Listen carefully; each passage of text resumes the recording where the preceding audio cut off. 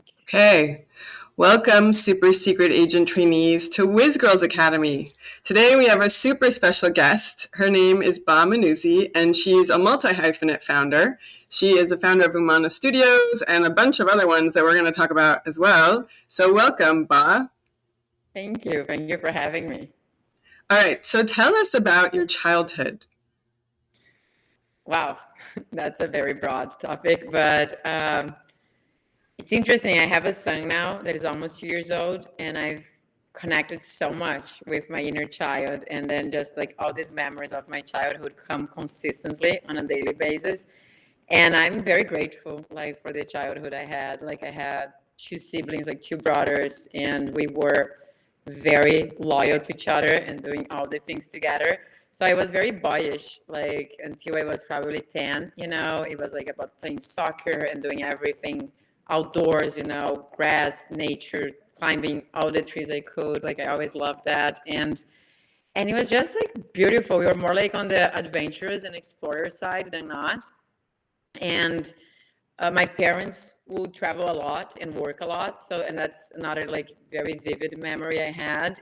Like, they missed a lot of like kindergarten graduation and like all these things that all the parents were there. My parents, most of the time, they couldn't.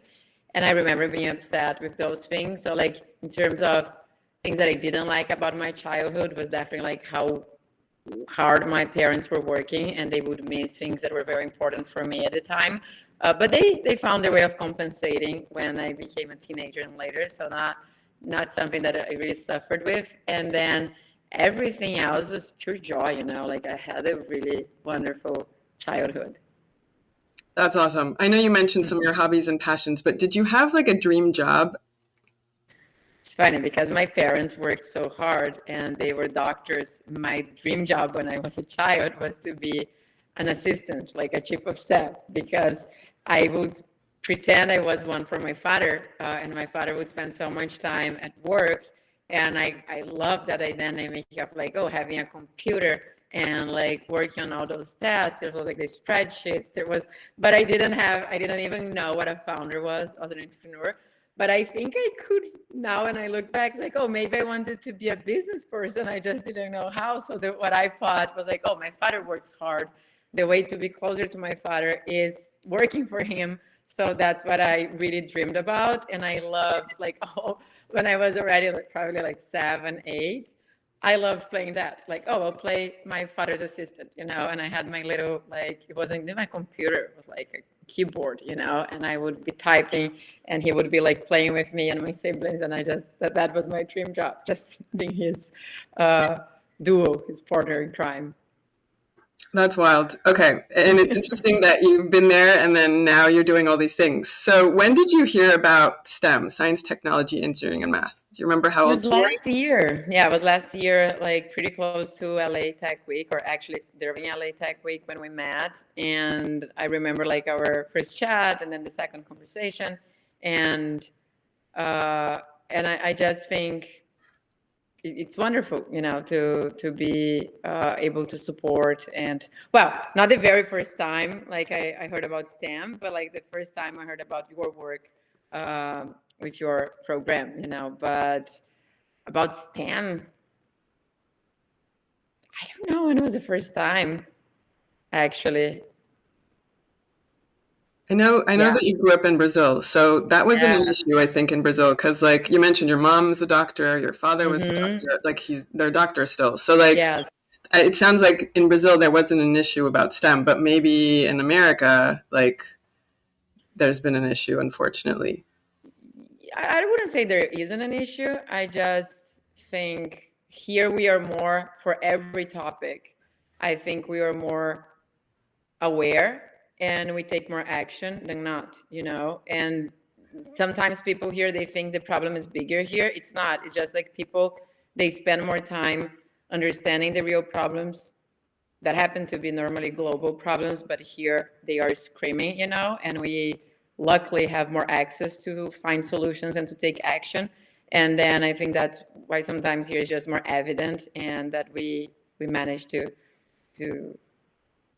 do things to make things better, Yeah, that makes a lot of sense. Okay, so you had an amazing journey. You started as a fashion designer, and then you switched to like finance and entrepreneurship. You went to Babson, you went to Stanford, you went to Wharton. Like, tell us about that whole journey and if you had like mentors along the way. Always had mentors and I still have mentors. But in terms of degree, I'm a dropout. So like I did fashion design. I didn't finish. I don't have like any like degree for Wharton or Babson. It was always like extension courses, like continued studies as they call. So it's like a 3 weeks program and then like a 3 months program, nothing more than that, which I love it as someone who didn't go to school, like who really dropped out as soon as I could to be like a founder. I I appreciate very much all these short courses and like the amount of knowledge you can gain so quickly. And then, of course, I'm a self-starter and self-learner. So with the amount of wisdom and knowledge we have available for us these days, I'm all about just like going and learning and making it happen. Uh, I think mentors are just wonderful. Like I have for, I guess, every area of my life, from very personal to career to each business, each company. As soon as I start, I create an advisory board who are people that have a way more experience than I do on that specific category or industry that I'm joining. And then later, depending on like the structure of the business I'm building, but if it's as a co-creator, only later I bring a CEO, like a COO, like a real like executive team, advisory board, or mentors as on this configuration would be the same. Like they come even before like who will be operating because of the level of experience like mentors can have. So big advocate for people to have their close circle of advisors, mentors, people who you can truly rely in the most diverse topics, because it's just important to be vulnerable and to be able to ask questions instead of like trying to figure out everything on your own, which you will make way more mistakes than not. That's a really good point. And I think our super secret agents, it's not always easy for them to ask questions. So I'm glad that you brought that up. And everyone has a different journey, right? Like some people finish college, some people don't. Some, like Mark Zuckerberg didn't, like a lot of people didn't, right? It doesn't really matter. It just matters to what you do with I wish I right? had, sincerely. I wish I had the guidance from because my parents are doctors. They always wanted me to be a doctor or whatever. They knew I was unusual for my family. My siblings are also doctors. My cousins are doctors. Like everyone followed a more traditional path. So because I was not like them, they weren't able to say like, oh, go do business. Oh, go do. They couldn't read me. So I ended up in fashion because, we wear clothes and it kind of makes sense for me. Like, oh, in fashion, I can have a business. But I wish they could have guided me. Like, look, there's like all these options in the world. And maybe what you mean is that you want to be, because I was a founder since I was 15, they could have read me better, but parents are so busy, like figuring out so many things that now I understand them, but I wish they could have guided me better. So I would have like finished college. It served well for me to not, but if I could go back, that's probably something I would have appreciated, like a little guidance there. Yeah, that's actually an interesting point because I think you found that you like thrive on being a founder and you've done it many, many, many times. We're going to talk about all those as well.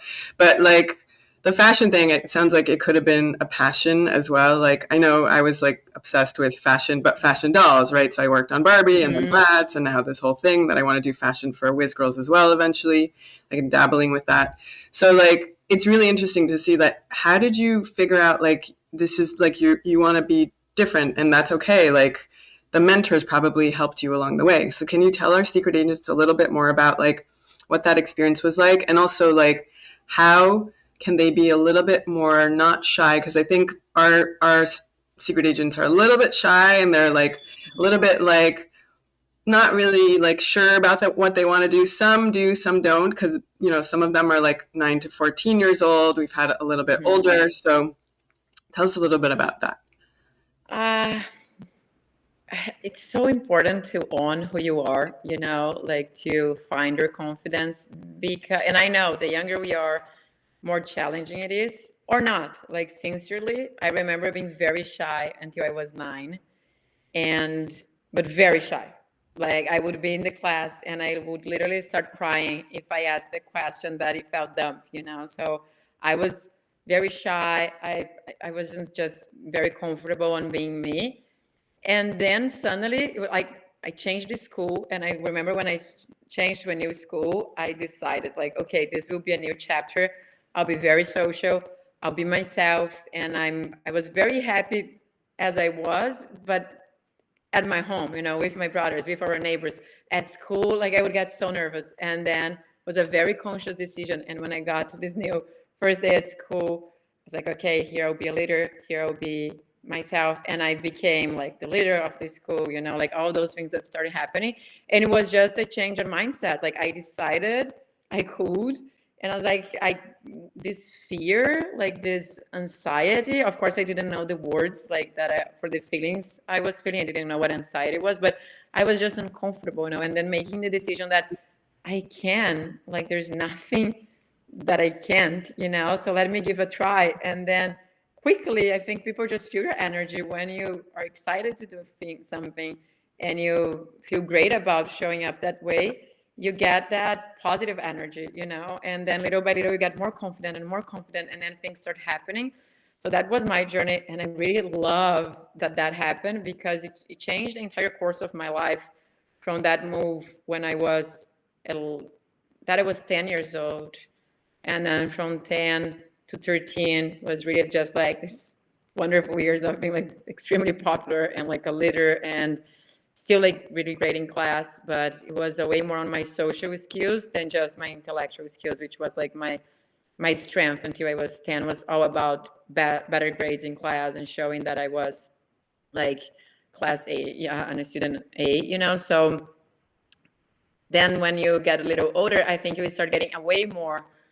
You start losing confidence again. So just to say, it's a lot of phases, and a lot of energies exchanged along your life. People try to put you down. And if I could give an advice to young Ba, to the little one, it will just be like, try to ground yourself, if that is putting your feet on the grass, and just remembering that you are in this body, you are having a wonderful, amazing experience, and you can do it all. And you can. That's what I will tell her, because I think just remembering that on a daily basis, and every time that you just feel like a little uncomfortable would help a lot, and it's so true. Until these days, when I'm anxious in a meeting or something is like out of control, which normally it is, like we don't have much control in most of the things we do in life, right? I just go outside, and for me, it truly is like putting my feet on nature, and feeling the energy from the grass and the smell, and I'm like, okay, I'm alive, I'm grateful, and I can keep going, and I'm powerful. And I think that's something that the younger we learn, that we have all the power, and there's like very easy tools to connect back to ourselves, and those are like really like nature, breath work, meditation, like all these things that now are very mainstream, and most of kids and teenagers, they don't want to like do those things. And it can be a run, like sometimes, like when you are younger, you really just want to move your body to be in with you, and to feel yourself.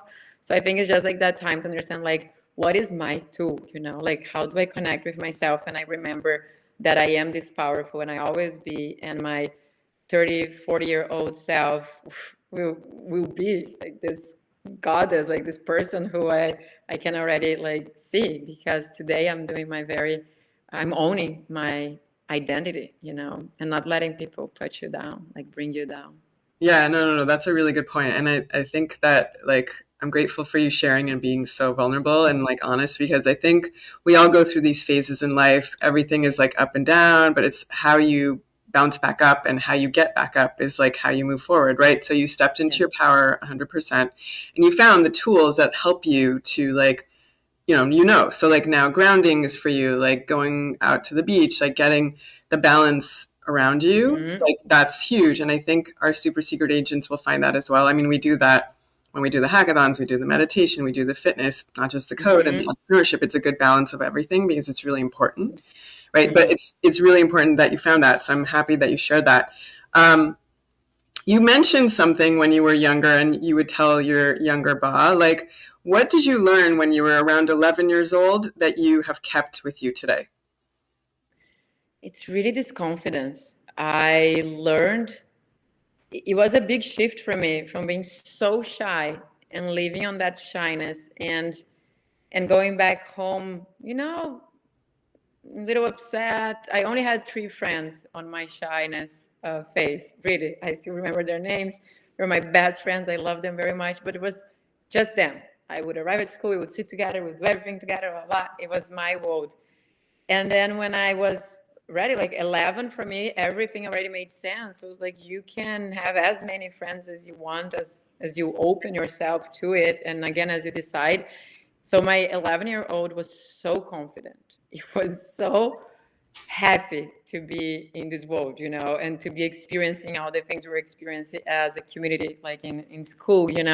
So I bring that to me these days. I don't want to ever leave behind that confident Ba, because she served me so well this entire life, and it was a shift, but a shift that was very conscious. And once it happened, the more you practice, more natural it is. And now it's me. It's like a real me, but it happened exactly at that age. So it's interesting. Yeah, that is very interesting. Okay. We're going to switch to well, first of all, tell us about what you're doing now. So all of the companies, so you started some real estate stuff for a while, I think, and you lived in San Francisco. So tell us, like, the move from Brazil. Was it originally to San Francisco? And then what happened next? Yeah, so I moved from Brazil to this country first through Miami. So I was in Miami for 1 year. I was doing private equity in real estate, which pretty much means like investing in real estate projects, but with institutional investors and sometimes like a little money from like family offices and individuals. So I was doing that. I was already doing that in Brazil. When I moved to Miami, I just expanded that from a company I founded. So when I was 20, I founded Invest House, which was my first investment company. So when I came here, I was already like in a good place financially, which had been my goal at that time. I really wanted to have my financial freedom. As a woman in Brazil, I did not appreciate the patriarchal system, how things operated. So I just wanted to be different and show up differently for the next generation, so they could have more examples. And then when I came here, I was okay. I already like managed to create some financial wealth. What are my passions? What is my meaning in life? What's my purpose? And that's when I discovered impact investing and venture capital, which at the time I was 27 already. And I felt very, very old, which probably the girls here are thinking like, yeah, 27, you are very old. But actually I wasn't for the industry. And I was feeling like I can't start in VC or impact investing anymore, because imagine like people here know about technology and venture capital since they are like 5 years old. And I didn't. So I moved to the Bay Area after 1 year in Miami. And I decided that I wanted to be a VC. And again, I learned everything I could through books and podcasts and YouTubes, all the channels you can imagine. I was there. And then I created a network. Again, the confidence, the leadership skills. I just started connecting with a lot of people. People are very welcoming in the Bay Area to curious and like very driven folks, I would say. So showed up to many meetings. They were all wonderful mentors from start. And then from there, I ended up creating an investment thesis for my first fund, which was a biotech fund. Then I did like a crypto fund. And then I became a VC pretty quickly. Managed to bring some very well-known investors to my funds, which it just speeded like the velocity of my track record and like people knowing me and knowing what I was doing. So, and I was the first Latina to be like a founder and general partner of a VC fund in Silicon Valley. So it was kind of a big deal for the time. And then with that, a few years later, I launched Humana, which is this holding company, a family office that works with celebrities. And then there, I still create like multiple venture capital funds for each client, and I manage that for them. And then we create companies also for the celebrity clients, and then we do everything like from operating to hire the team to scaling and And yeah, it's just a lot there. And do you have like a typical day, and like how does that look like, or is it always different? Very typical. I love routines. I didn't until I was probably 32. So like I'm now 35. So I probably lived like 31, 32 years of my life without routine. And I loved it. And again, it served me well. But these days I have I have blocks of exactly what I do per day. So there's like deep work for, let's say it's tax season, deep work for tax season, deep work for like creating reports for the investors, deep work for investment due diligence, deep work, then calls, social, like Thursdays is a social day, so like, which happens to be the day we're doing because that's the blocks I have to or go on a breakfast or a lunch, like anything that is a little bit more, that there's no results I need to deliver in the end of the day, So, and that happens once a month, my Thursday, my social Thursday, and on and on. So like everything has a block on my weekdays, and then weekends I block for my family. So that's how it goes. But it's very disciplined. I wake up every day at 4 a.m. I work out. I have a pretty structured schedule. That's phenomenal. And something that's ringing in my head is like you mentioned 27 and you wanted to make an impact. And that's around the time I was in my late 20s when I had my existential crisis too. And I was like, I want to make an impact. Like that's like a really big deal. So tell us a little bit more about how that went for you. And like, I think our super secret agents are a little bit young, but I think once they listen to this, and there's a lot of older people that want to listen to this as well. Like, what do you recommend when you're going through that process and like you're searching for meaning and purpose and you want to make impact? I think it always starts with making good questions, and I love books. So I really found some great books to guide me on making the right questions, right? Like, and there's like 5 years from now, like you only need one person to make a difference in the world, and like there's just like these books with a lot of questions, and I would just be answering all those questions like for months, because it's not something you want to answer like at once and then it's done. So my process was really like, okay, there's all these questions that guide me thinking, which is almost like when you're like starting a company, like what's your mission, like why, all those things is the same for your life. So you start with your why, right, and then your how or what, and then it goes to like many other questions that, and I can even share those books because they're really engaging books to do from time to time. I still do them, would say. Well, the 5 years one I do every 5 years. This year I did again. The one that is you only need one person to make an impact in the world. I probably did last time when I founded Humana, so 2019. So there's just like good books to guide you, and they're not books to read. They're books with questions, almost like a journal.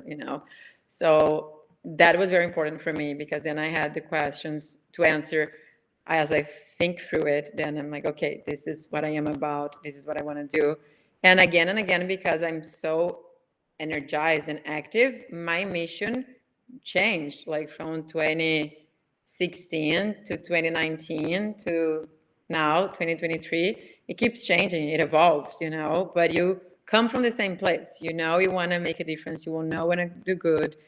It's probably always around like your main values and causes, but then just like the mission statement and how you truly do that, it will probably evolve. For me, it has been evolving. No, you're absolutely right. It has for me too. And I think it's interesting that you mentioned books because that's what I started with first as well. Like, and I think my books were like Celestine Prophecy and like The Alchemist and like those types of things. And then actually Simon Sinek, when he wrote that book, Start With Why, like that was my first book too. Like there was a lot of that, right? So, and I think for our secret agents, there's no books kind of like that. I think there's kind of like a space where they need something like that. So I think there's opportunity there. But for the older adults, which are also going through existential crisis and not sure what they want to do next, I think those would be great. So if we can have those, we'll add them to the show notes. Okay. That would be great. Sure. Very cool. Okay. So now you're doing Humana, but you're also volunteering your time, you're mentoring, you're speaking, you've done publications, you've gotten a ton of awards and honors, the Forbes Next 1,000, like all of those things. How are you balancing all of these things? It's an art. Balancing all the things we decided to do, it's definitely an art, but it's such a privilege. That's how I see. I had the privilege to be living a life with many responsibilities. And when you have much responsibility, you need to own it and honor that and do your very best. And I think with that, when you really love the responsibility that was given to you, and you appreciate the people who are like consistently giving you that, and that makes you grow, you find a way, like might be through like a very structured schedule, and you find ways of making it work. For me, little by little, I've been refining how I operate and how I deliver to feel joy, because my top priority in life is really feeling good as I'm doing these things. And I've been very happy, I would say, for at least, and fulfilled, happy and feeling joy. Not so long, I would say 5 years.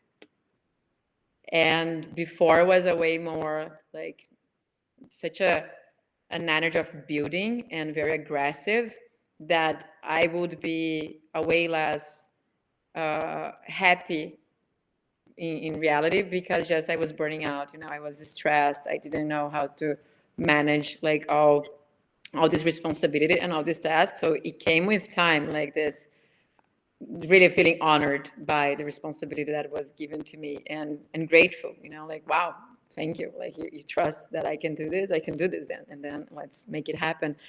But it comes with time. I hope people can do this earlier and earlier. And I really mean that, because we all can just decide that we appreciate and we know we're capable, and we really appreciate the responsibilities like that are given to us.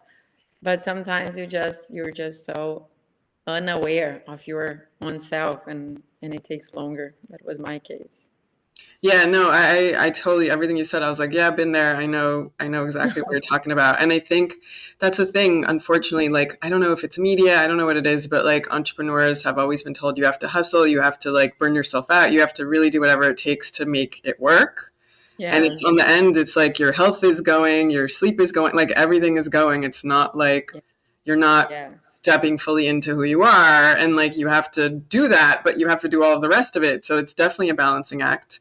And I think we have to change the narrative, and it has to be more about, okay, forget about hustling. It's more about you have to align to be in that 100%. Pattern.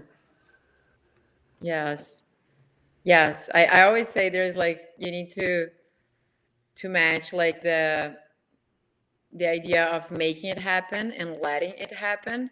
And then you find a balance, because it will not all come to you just because, but a lot of things will come to you, and you will feel lucky because it's more than what you imagined, but because you were doing like the work, so just don't overdo, because that's when you start like burning out and getting so stressed and, not managing your health so well.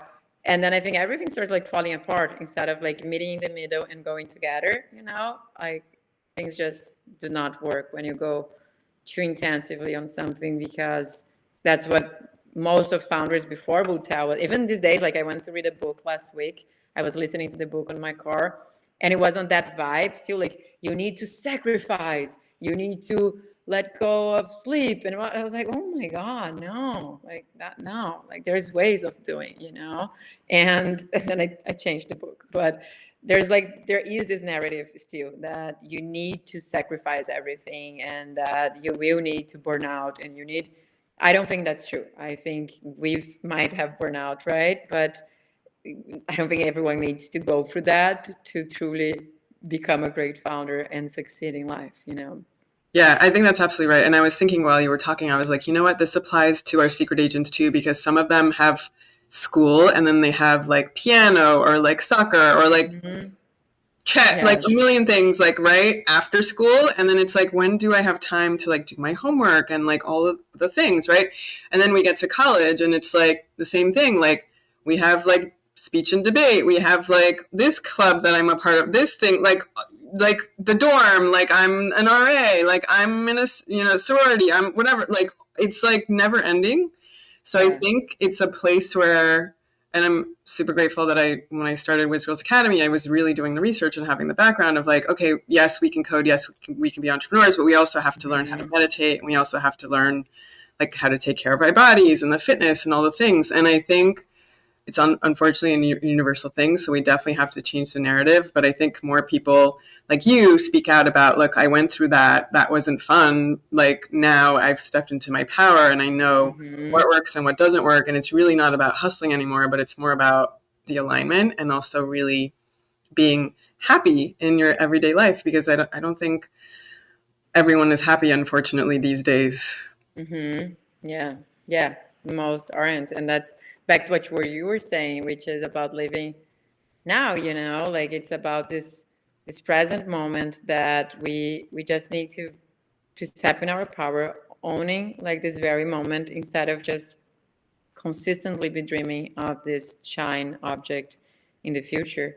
And once you realize that, even like on the breakfast, I don't know if you were there when they were talking, but they were saying that in the end about it's today, and I couldn't like relate more. I was like, yes, like stop trying to think that tomorrow will be better, because it truly is today. And I think that's what happened when I was 11 years old. I was like, if I don't make this change today, it will never happen, because I am what I am today. And then tomorrow will happen thanks to this decision now, Right. Absolutely right. Okay. I'm going to switch to some student questions and then we'll go from there.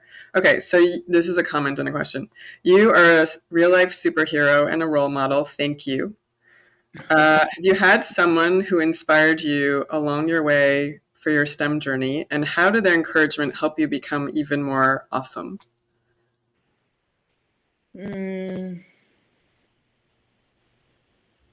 I had many people that inspired me, and unfortunately, I didn't have women. Like I remember, and that was one of my frustrations at the time. I remember like reading a book. Wow, and different times. I don't think I even will mention like some of the people I looked up to at the time, because they became monsters on my today's perception. But there was definitely like authors, let's put that name, like people who wrote books, who I read, that they were very inspiring to me at the time, that their journeys made sense, and I looked up to them. But you see, even this day, like I wouldn't even share names, because I do not admire, but they were very important. And that's another thing about involvement, right? Like maybe you look up to someone that became this it's your role model for a few years, and something shifts on you, and you realize that person represents a lot of things that you didn't even know you cared before, and then you let go. But it was very important for me in every stage to have those role models, so I could attach to something. Like I could have hope that, oh, I can follow this path, I can get there too. And even these days, like, and it can be like Greta Thunberg, like when she started as a big activist, like making the movement that she made, she touched me so deeply, and I don't know how old is she now, but she was so young when she started. And I was like, that's it. Like, if you can, at this young age, to be so concerned about our climate crisis, to move the world to pay attention in it, that's what we need to be doing. We need to care. And I think there will always be people that we look up to and we take as role models, and not always will be older than you or and on. That's a really good point. Okay. What superpowers do you find you have that have pushed you to where you are today? I'm a great negotiator, and negotiating means, attracting people, connecting the dots. I'm just good at listening to someone, understanding where I can help them, and then by helping that person helps in another way, and then it just keeps working, So I've been really good at that my entire life, especially when I didn't have much credibility on the fields I were in. Just by listening to people and being able to help them was like definitely something that made me stand out. I was always very driven. I'm very stubborn, like my family would say. I think it's a driven person, but they would think I was just like ridiculously stubborn. Like I wanted something, I'll get this done, and I would normally manage to achieve, even when it sounded extremely delusional. So I think that's a good thing to have. And I think I'm moved by love. I'm a very caring person who loves spreading good things. Who loves showing up for the others with like a very feminine and loving energy these days. And I think that's definitely something that makes a big difference on my relationships these days and my results. Yeah, those three. Okay, awesome. Next question. You are currently an investor in over 100 startups. That's so awesome. Can you tell us how it is like to manage that many startups, Oof. or what it feels like? Yeah, it feels great, but if it's very different when you start and you have a very small portfolio. Let's say like your first 5 companies, you were extremely hands-on. At least my experience, I was extremely hands-on. I was always there. Once you have 10, 20, 30, and it keeps growing, you need to understand when to add value to a company and when to not, because many companies are in stages that they might be too early for me to be able to move the needle for them, to make the right connections, to do anything. It's time for them to prove themselves. Like I did my first part of the job, which is investing in them. And then out of that money that they have now, they need to prove they can execute against the idea, the project, get some traction revenue wise, more venture money, whatever it is. And then when they're a little bit more ready, then I need to jump in again to like think of like maybe partnerships, maybe more like funding, maybe sales, whatever it is. There's like a specific time, and thankfully not all my 100 portfolio companies need the same type of help at the same time. It's very, and that's actually magical, because if they were, even now, which is like a little of a challenging times in the venture capital world, it's not all happening at the same time. Like some companies already saw it coming last year, so we managed to structure for like this challenging times, and then they're thriving again. Others, like the demands come in different times for each company, and that's really great. As I said, I love helping people and connecting the dots. So as a VC, that's a great skill set to have. Like again, you listen, you know how to help, and then you just make those connections and you show up, because it's also very important like to be around and holding hands. A lot of investors, they would assume like founders know better, but not always. Like founders a lot of times are on their first company, so many of these negotiations and how to show up and how to present a partnership, an idea, even like a revenue share, whatever is like the financial model that you need to do. Sometimes they really don't know, and you already know. So you just sit and like in a matter of like 15 minutes, you solve something that they would spend 15 hours trying to learn, and maybe wouldn't find the same answer, and not the best answer. So I think those are the things that really give me joy again. Like you're adding value to someone, like, by the knowledge I have these days, I can just sit and help in a few things, and seeing their growth. It's just so good to listen, even like if the growth is not financially, just like their personal growth as founders, and as a team. And as a team, because the more these companies grow, like before my relationship would be the co-founders, then suddenly I'm more like on the CMO CEO side, and then as a CFO. So you see like this team growing, and you're creating relationship with all the parties, and it's just so good to see that these people like joined this dream and executed, and now it's like a real company that is generating jobs and results and growing. So all those things about my work are very joyful to me. So I love the portfolio management. I just don't love managing through a screen. I'm not a person that I want to see like the investor updates only and not do something. And even like my founders, when they are only doing investor updates, if they need my help, I always ask like reach out, because chances that I'll not read your investor update when I have like 100+ investments are pretty high, and only my team will read. And then you miss the chance of myself helping. So the founders that I stay closer, of course, are the ones that I can deliver the most, because I have this approach. I love doing it. I don't love just reading and like, oh, okay, let me do this. There's not enough time, unfortunately, on my day for that. That's a really good point. It sounds like you're very much more hands-on. And so I think our secret agents are curious, like, how did you find your first high net worth celebrity client? Did they come to you? Do you research them? And also the companies that you invest in, like, how do you go about that? And I think another question that I have is like GP. I don't know if our secret agents know what GP means. So if you can explain that, that would be awesome. Sure. So how my first celebrity client came about, I found them, but they found me too. What happened was when I first moved to the Bay Area, there was like this actor, his name is Adrian Grenier, and he was an activist, and he did a movie.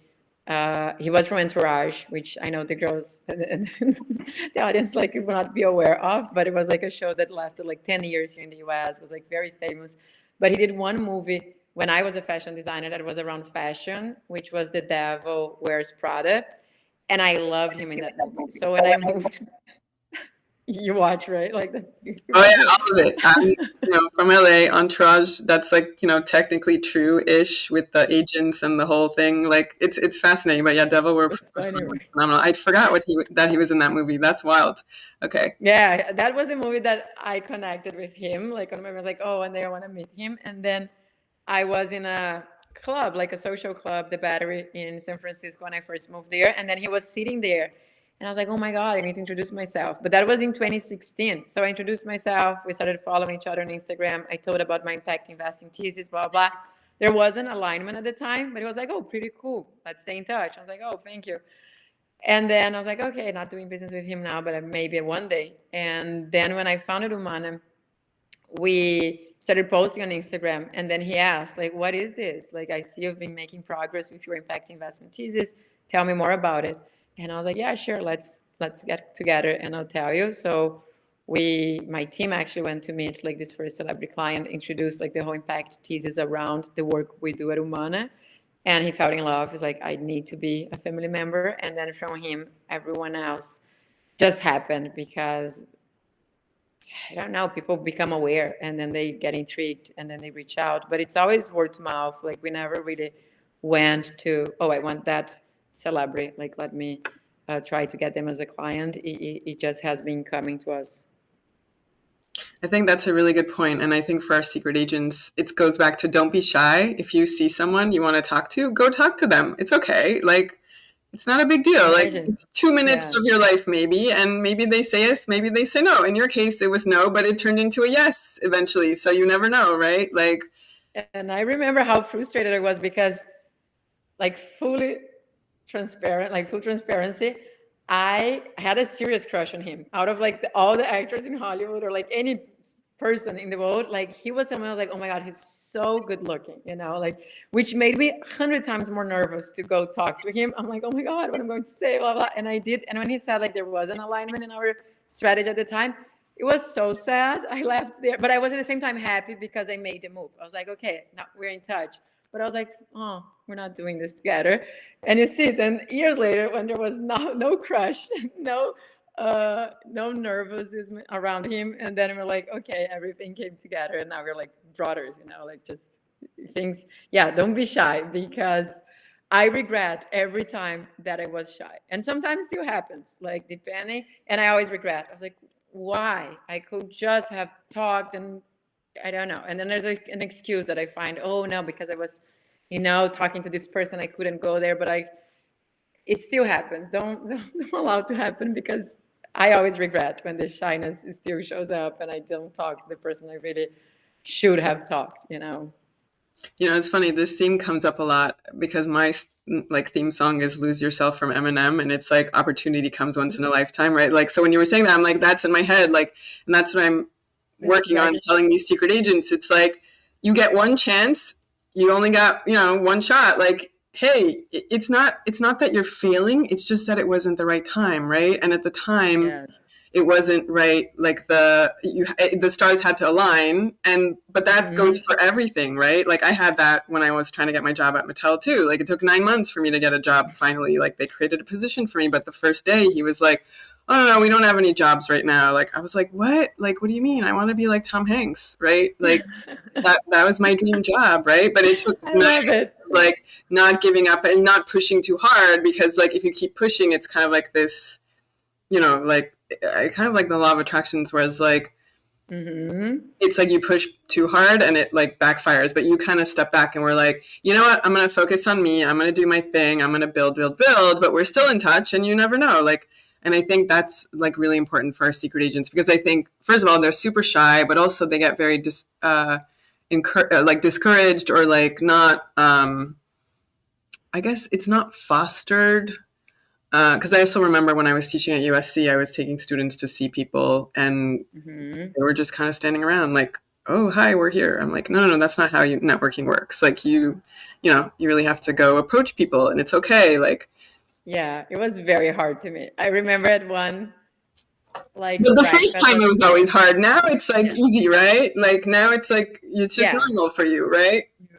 You learn, and you learn how, like the how, because in the beginning you just don't know, it feels forced, like to be introducing yourself, and somehow you need to be speaking, grabbing about you, and I'm like, how it feels uncomfortable in the beginning, but it shouldn't, because we are powerhouses, we are special, and we should be very comfortable in talking about it, so it took longer for me than not so long, actually. Like, I think 11 years old is a pretty good age to figure that out. So yeah, don't be shy, or agents.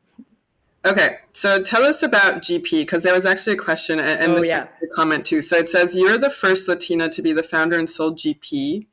So GP is like it's a general partner, and general partner in the venture capital world, you have funds. So you have the venture capital firm, which is the company, and then you have the funds that they go under that company, right?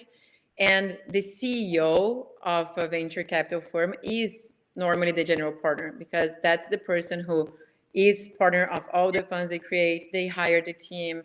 They are part of the investment committee. When it's like a sole GP, as I was on my first fund, you don't even have an investment committee at first, like you make all the decisions on your own. And that's why it was like, it was standing out in the Bay Area, because like, how come there wasn't like any women Latina VC doing that? Like, we're as capable as any other person, but just, I think it's, again, the lack of role models. There wasn't any like Latina VC before that we could inspire, get inspired and go do it. So when I got there wasn't anyone. I was like, okay, time to change the numbers for the better. But it's just like the responsibility again. When you are a GP, you were saying that, I can find investments, I can decide on investing on them, I can manage that investment, I can do it all, and I own this responsibility. So it was a special start to starting VC already as a solo GP, as a founder of a fund, and not going like through many other forms, right? And that was, again, just because I'm an immigrant, and at the time I wouldn't get any job. No one would give me a job. I had zero experience, 27 years old, no experience in VC. Like, no, you don't get a job. So like, I might just start my own company, and maybe it will be easier to get funding than a job. And it happened to be true. So. Yeah, but you also held the record for the venture fund of color. So that's like, phenomenal. Like, as a Latina woman in, like finance, that's huge. Like, that's, and I think that's a big thing for our secret agents to know, because it's like, if you see there's a missing link in the space, which you did, we're like, I'm going to step into this role because there's no other women here. Like, this is not, it's not working, and we need to change this. 100%. Yes. That's huge. And we applaud you for that, because that's a really big deal. Okay. Looking into the future is exciting. What can you imagine for girls in STEM down the road? And how can we make sure that everyone gets a chance to be part of the STEM adventure?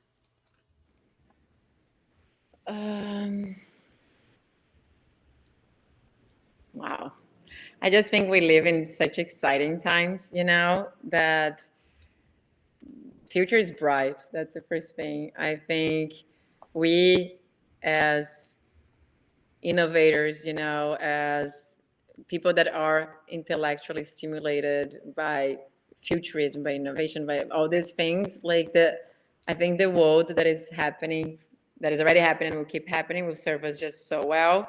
And this whole new generation I can imagine them having a wonderful time in this next decades, just by the amount of things you'll be able to build in a way more efficient way, we know about AI and all the things that are happening, but now are truly happening, not like 6 years ago that they were kind of happening, you know. So I'm very excited about this. I'm so excited about a way more gender equality, you know, about reducing inequalities in general. I don't think the data proves that everything is getting better, you know. So I feel inspired by the future, and even with the wars, even with lack of humanity in so many senses in the world we live in today, I think we can manage to stay again grounded and focus on doing good, and in this bright future that is already happening at the very present moment. And we just need to know, like, bad things will keep happening, but there are a lot of forces of good, like ourselves, and we can be the change, and we can consistently be the change just by showing up and growing and evolving and building, you know. So I see a bright future for our agents. That's awesome. Okay. On that note, what advice would you give our super secret agent trainees that are aspiring in the audience? The first one is really don't be shy. I'm with you. Like, that's number one. It's just so strong when you are younger. And as I said, it's a roller coaster, but don't be shy. That's the secret weapon. And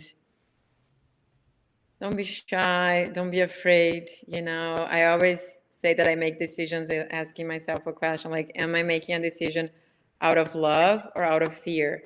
And if it's out of fear, I don't move forward, you know, because I'll not be making decisions just because I'm afraid of losing. I'm afraid of this, you know, like, so it's like, oh, it's because I want, it's because I believe, it's because I love. And then it makes it easier. So like making decisions out of love instead of out of fear, it's a good one. And you can practice as young as you want, because that's a life practice. I keep learning. There's just so much to learn. It's so exciting, you know. Keep your mind, you're so open to all the innovation, to all the things that are happening, and go practice, go doing community. Don't isolate yourself, you know, like be vulnerable on your weaknesses so you can improve, you know, you can get better on the things that you're not so strong. Double down on your strengths, you know, the more you know what you're really good at, just improve on those. It will take you much further away. And yeah, and I think those are really key advices I am giving to you girls. No, that's great advice. Okay, how can our special secret agent trainees follow your journey moving forward? Is it Instagram? Is it LinkedIn? Do you have a website? Like, what's the best way? Yeah, I would say Instagram. I'm very open with my life, like career, personal life, everything I'm one person and everything goes together. So Instagram is where I post. I don't post every day, but I post there from time to time. LinkedIn is great. I'm not that active, but I'll be more next year. It's on my to-dos for sure. So we'll probably be hearing more from me there, even more than Instagram. And website, I don't think it's a good, like we have a website and on, but I don't think it's a good way of staying in touch, right? If you want to know what I'm up to and reach out and stay in touch, like that's LinkedIn and Instagram. Okay, awesome. All right, we're going to do key takeaways in a minute, but let's do quick 60 seconds. So like, what's your favorite toy as a kid? I got it here. It's funny because with my son, I'm discovering like all these toys that I totally forgot. And then I'm coloring with this, and it just gives me so much pleasure. I'm like, oh my God, I forgot how much I love coloring. And this is really one of my very favorites. If not this, it was really like a soccer ball. I loved playing soccer, and I always had one with me, and I still have. Like, I'm always playing. Very cool. Okay, so coloring, and I think it's called, is it called Chunkies or something like that? Yes, this is Chunkies. Very cool. Okay, awesome. I'm curious. Now I'm curious because, you know, I was in the toy biz for half of my life. So, like, I've never heard of it. That's awesome. Okay, favorite video game? Ooh, Mario Kart. That's a good one. Did you see the Mario movie? I guess it's the No, I anime. haven't been to the theme park, but I want to go. Yeah, that's on my list too. I haven't been there either, but I've seen the movie. It's really cute. I need to watch. Okay. Very On cute. my list now. Okay, favorite superhero?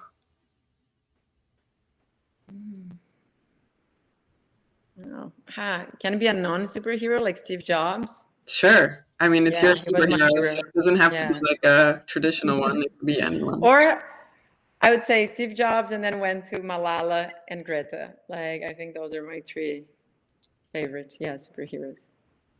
Very cool. Okay. Did you have like a favorite animated series growing up as a child?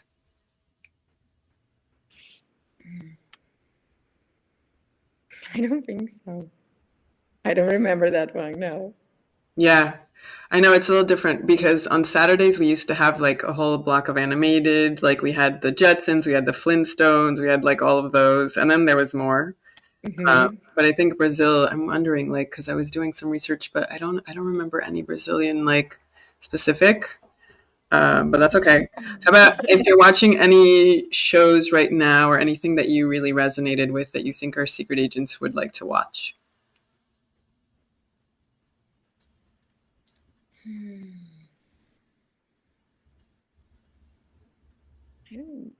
I'm not big in TV, so I'm thinking like, even like what was the last thing I watched that wasn't like a cartoon with my son. So I, yeah, I like a lot mental health and those things, but I don't think that's appropriate. I I love watching Surviving Summer, which is just like these teenagers in Australia, and like there's a New Yorker, like her name is Summer, and she goes to New York to surf, and she's a rebel here, and then through nature and through surfing, she finds herself, and for me was nice to watch, because you see like all the inside that it goes in the teenager days, and like and in a different country, like how culture also has such a massive impact on who you are becoming. So maybe that's an interesting one, but I don't know. Like I'm 35. I thought it was like really cute and interesting, like to rethink. But I don't know for them if it would be a good one. No, But that's check cool. it out, maybe. Oh, cool. Okay, last one. Favorite sci-fi, and usually people say either Star Wars or Star Trek or something totally different. So if Oh, I there's love Black Mirror. That's my favorite. Okay, that's a series that they could watch, right? Depending on I don't know what age is for Black Mirror, I think probably but the older, yeah, the older ones. older, Yeah, right? yeah, the older ones. Okay, so Stranger Things. Oh yeah, Stranger Things, and you're Okay. representing, yeah, your client. So Okay, that's I really loved. And when I met my client from Stranger Things I was the very only show I had watched in years. And so I knew and I loved the show very much. So it was funny because like, oh, thank you. Like another client that I can talk about their work. that's very cool. It's the worlds colliding. That's very cool. Okay, so we're gonna do key takeaways now, and let us know if we missed anything. You have the power to do it all. Find your confidence. Don't be shy and don't be afraid. Be susceptible to change. Yearn to make a difference and do good. Be involved. Make a structured schedule to help balance your priorities. Find ways to make your goals work. You don't need to sacrifice the important things in your life. Learn to take care of yourself. Listen to others and be open to helping them. And there's one thing I forgot to say. Breakdowns, like weekly breakdowns, monthly, quarterly, daily. So like, let's say you have a plan of a project you want to work on, or even just like a hobby, whatever it is that you are working on, but there's a goal, there's an end goal. I like to think always about like, okay, this is what I want to achieve in a year. This is how I achieve in a quarterly basis. That is still a little bit superficial because when you get to Q4, you don't know exactly what will be the how, but then you get to this quarter and then you get to this month, this week, and today, and that gets very easy. It's easier to see like short term, right? And then or like very long term. But when you go to like the breaking down of tasks, it becomes very feasible and real what you're envisioning to do and what you want to do. So I feel like that's a very important skill to develop, like just breaking down and making sense of like these big dreams, projects you want to execute. Otherwise, they will remain as dreams instead of like a reality as soon as you execute, like the step by step. That's a really, really good point, and that's a great thing to end on. So thank you so much for sharing your journey with us from your childhood until now and all the things in between. And like I said, being very raw and vulnerable. And I think our super secret agents are going to love this episode. So thank you again, and we'll be back again tomorrow. So thanks from WhizGirls Academy. Bye, everyone. Bye.